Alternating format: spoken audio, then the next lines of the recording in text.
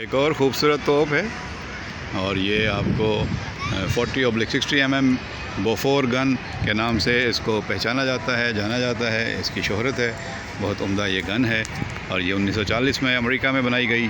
یہ خود کار توپ کم بلندی پر پرواز کرنے والے ہوائی جہاز کے خلاف استعمال ہوئی تھی۔ اس توپ کو آسانی سے ایک جگہ سے دوسری جگہ لے جایا جا سکتا ہے، اس کی یہ خاصیت ہے۔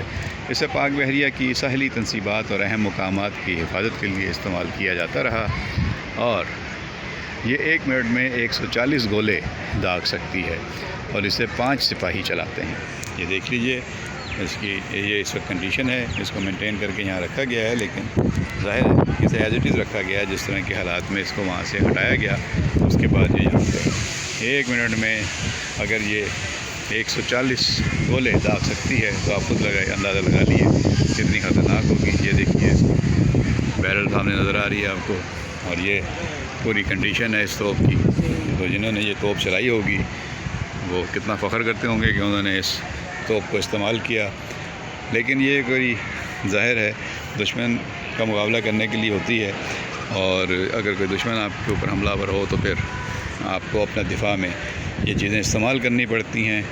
ظاہر ہے کہ ان سے جانی نقصان ہوتا ہے اور ویسے تو کوئی اچھی بات نہیں ہوتی کسی کی جان لینا، لیکن اگر کوئی خود حملہ کرے تو پھر ظاہر ہے اپنے دفاع کے لیے یہ کچھ کرنا پڑتا ہے۔ So this Bofors gun is fully automatic and simple in action. It is designed for anti-aircraft missiles and could be used against surface ship at short range.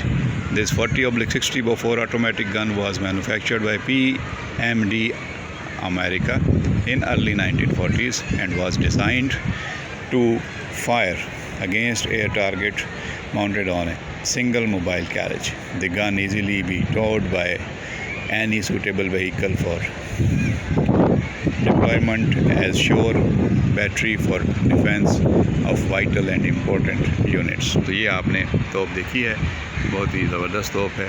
آپ اگر اس کے بارے میں کوئی تبصرہ کرنا چاہیں تو کمنٹ باکس میں ضرور کریں اور اگر آپ اس کے بارے میں کوئی معلومات رکھتے ہیں تو ہمیں ضرور بتائیے۔